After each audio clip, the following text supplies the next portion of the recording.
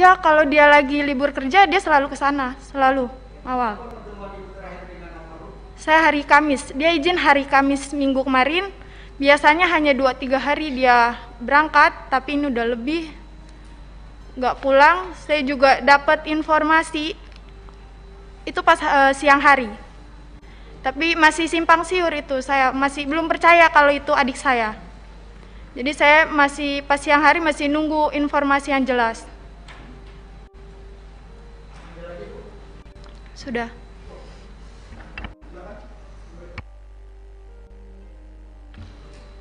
Iya Pak.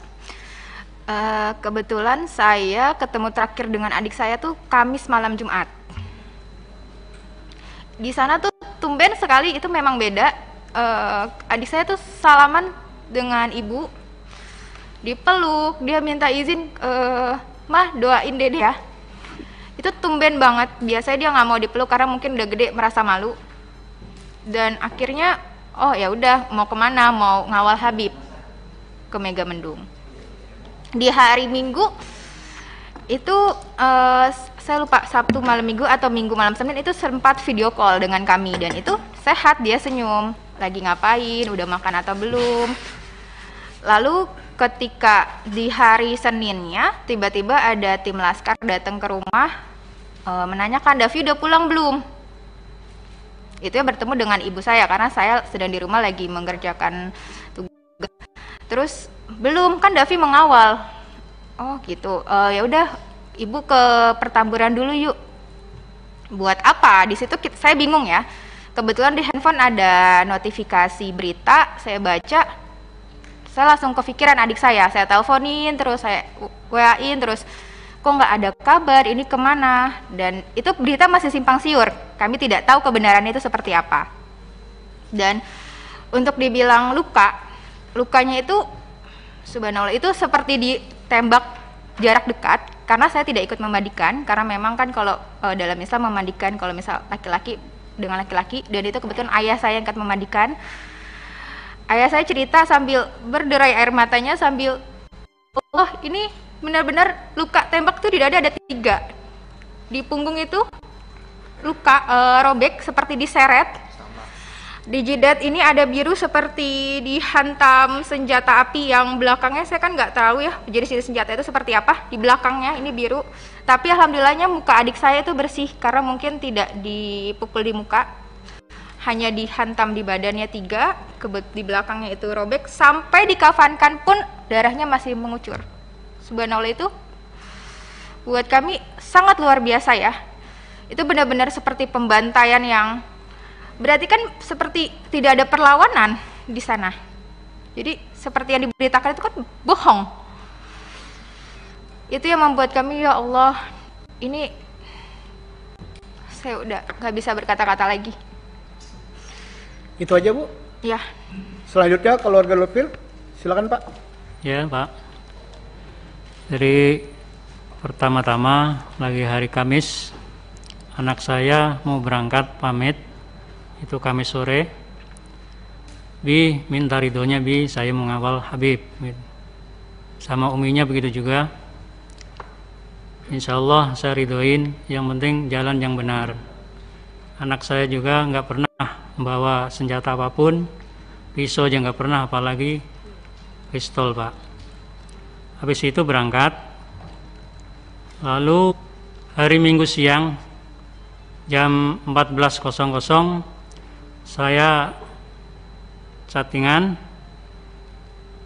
jawabannya alhamdulillah saya sehat, saya belum bisa pulang Bi, kurang tahu kapan pulangnya.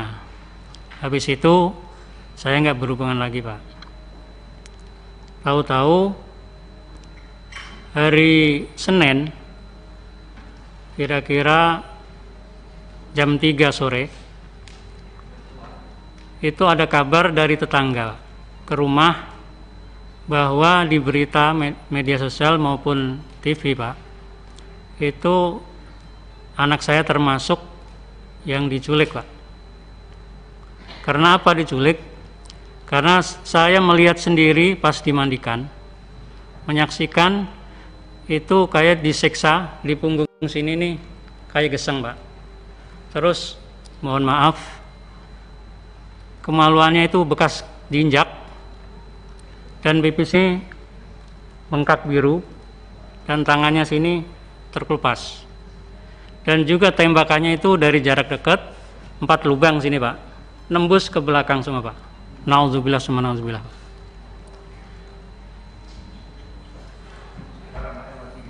Jadi kulitnya juga yang di belakang sama yang sini itu agak terkelupas lah, agak lebar jadinya.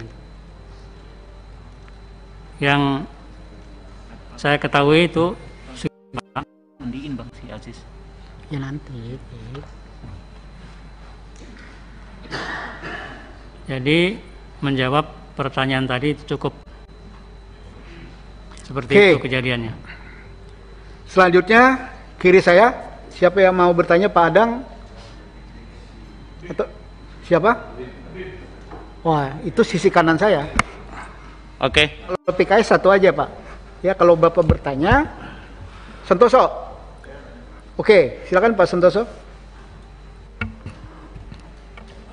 Terima kasih. Assalamualaikum warahmatullahi wabarakatuh. Pimpinan dan anggota Komisi 3 yang saya hormati, Bapak-bapak, keluarga korban tragedi Tol Cikampek. Yang pertama, tentunya saya ingin menyampaikan innalillahi wa inna ilaihi rajiun. Semoga almarhum husnul khotimah dan keluarga yang ditinggalkan diberikan kekuatan dan ketabahan. Bapak Ibu yang saya hormati, tanggal 10 ini bertepatan dengan Hari Hak Asasi Manusia di sedunia, di mana sebelum jatuh pada tanggal 10 ini telah terjadi tragedi di Indonesia yang kita semua tahu sangat menyayat hati, dan semoga kejadian ini tidak berulang lagi. Saya fokus kepada keluarga almarhum ya. Setelah kejadian itu dan almarhum sudah dimakamkan, apakah barang-barang milik almarhum, mungkin termasuk HP-nya atau apa, dikembalikan oleh pihak aparat kepada pihak keluarga? Ini sangat penting, mungkin nanti bisa menjadi pembuktian pada saat proses-proses ini berjalan gitu. Kemudian yang berikutnya,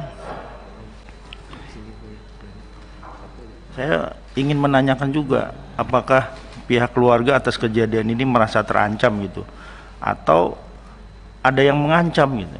Karena menurut saya penting juga gitu, karena jangan sampai keluarga bapak ibu sudah menjadi korban, tapi ibu juga terancam, terintimidasi atas musibah ini, sehingga bapak ibu tidak bisa menceritakan, tidak bisa menjelaskan apa-apa yang menjadi korban ya dari pihak keluarga ibu. Saya kira itu pimpinan dari saya, terima kasih. Pertanyaan Saudara Santoso. Yang pertama, apakah ada barang almarhum baik Reza, Andi, Lufi, ya, Kadafi itu pada saat jenazah diserahkan, itu ada yang diserahkan HP atau yang lain? Itu pertanyaannya. Yang kedua, ya, apakah ada ancaman-ancaman terhadap keluarga korban, ya, agar tidak bersaksi atau tidak ini, tidak menuntut dan macam-macam? Ada nggak itu? Itu kan Oke, silakan mulai orang tua Pak Lupil, almarhum Lupil. Ya, terima kasih. Sampaikan bahwasanya barang-barangnya itu KTP pun nggak ada. KTP pun nggak ada, apalagi HP atau tasnya. Biasa itu anak saya bawa tas yang kecil itu buat HP dan lain-lainnya.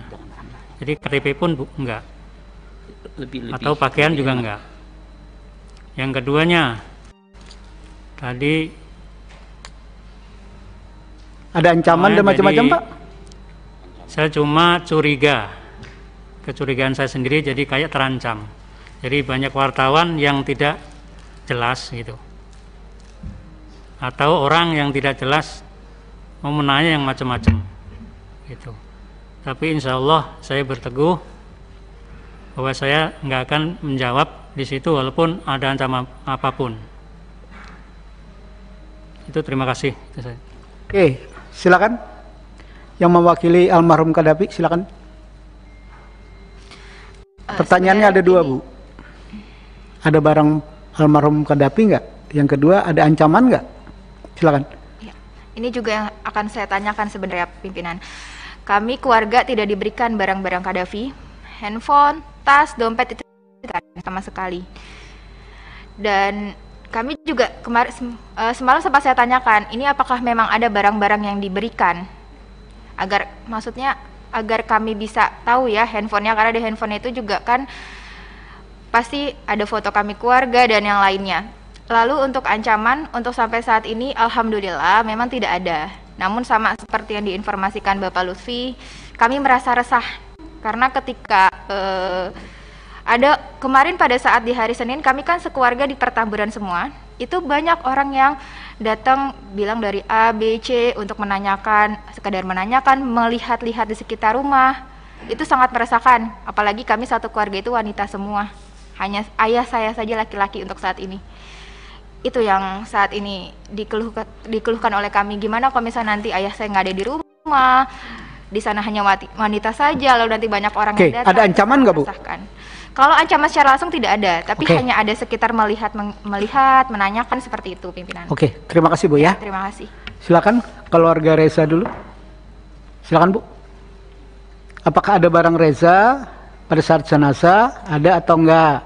Yang kedua, apakah ada ancaman terhadap keluarga Ibu sesudah peristiwa ini? Itu pertanyaan Pak Santoso. Untuk barang Reza nggak ada, tidak ada yang dipulangkan. Untuk ancaman alhamdulillah belum, hanya saja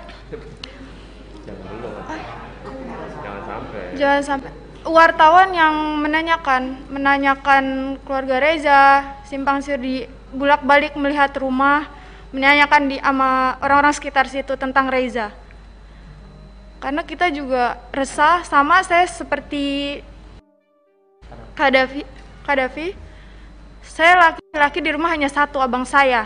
Saya di rumah berempat, perempuan satu balita. Kami hanya merasakan resah. Terima kasih. Terima kasih. Keluarga Andi, silakan Pak. Ya, terima kasih Pak Ketua. Sebetulnya sama Pak, ya, dari teman-teman semua perwakilan. Nggak ada satupun barang yang saya terima, ya, punya almarhum. Bahkan itu masih aktif loh Pak. Iya, saya bingung itu masih aktif loh. Nah itulah, cobalah kalau bisa itu barang-barangnya itu dikembalikan seharusnya Pak. Iya. Ya. Untuk ancaman saat ini sih enggak, cuman banyak aja yang nanya gitu Pak. Sama lah, jadi bikin resah juga gitu. Terima kasih Pak.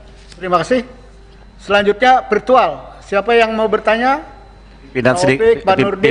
Pimpinan satu aja satu. Bentar. Virtual dulu, virtual. Silakan. Apa dulu pimpinan? Ada yang mau bertanya? Saya Taufik, boleh? Pak Taufik. Ya. Oke, silakan Pak Taufik. Baik. Baik, terima kasih pimpinan atas waktunya. Saya mengucapkan terima kasih atas informasi yang telah diberikan dalam kesempatan pada hari ini. Ya, tentu kita tadi mendengarkan dengan dan pertama-tama saya juga mengucapkan turut berbelasungkawa atas kehilangan anggota keluarga yang dikasihi, dan tentunya seperti juga dalam kesempatan hari ini Komisi 3 akan mengumpulkan informasi ya dari berbagai pihak agar kita semua mendapatkan bahan yang komprehensif untuk kemudian mungkin bisa mengambil langkah-langkah yang sesuai kewenangan yang dimiliki oleh Komisi 3.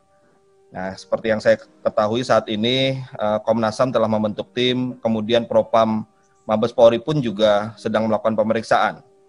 Oleh karena itu penting bagi kita semua untuk mendapatkan hasil berupa misalnya informasi mengenai peluru yang digunakan, jarak tembaknya, yang tentunya harus berdasarkan uji balistik.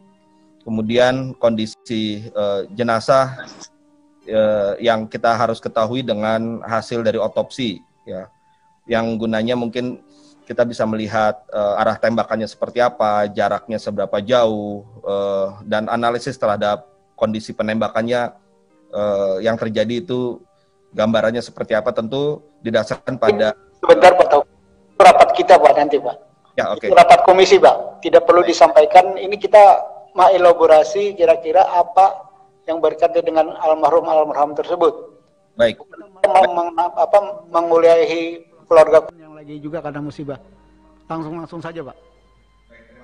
Pimpinan. Jadi karena itu titik tekan saya adalah pada soal informasi. Nah, pertanyaan saya adalah apakah dari keluarga korban sudah ada penjelasan khusus yang diberikan oleh kepolisian? Mungkin ada perwakilan dari kepolisian yang datang pada keluarga korban untuk menerangkan beberapa hal secara langsung, atau kalaupun belum ada, mungkin karena kondisinya masih tegang seperti ini atau masih terlalu dekat waktunya, saya juga menyarankan pada keluarga korban, mungkin juga dengan tim pendamping, di sini ada Bang Ahmad Midan dan kawan-kawan ya, untuk bisa membuka komunikasi juga dengan Propam Mabes Polri ya, untuk menanyakan hal-hal yang tadi sempat ditanyakan, bagaimana dengan barang-barang yang ada dimiliki oleh korban, kemudian apa saja tindak lanjut nanti dari Propam.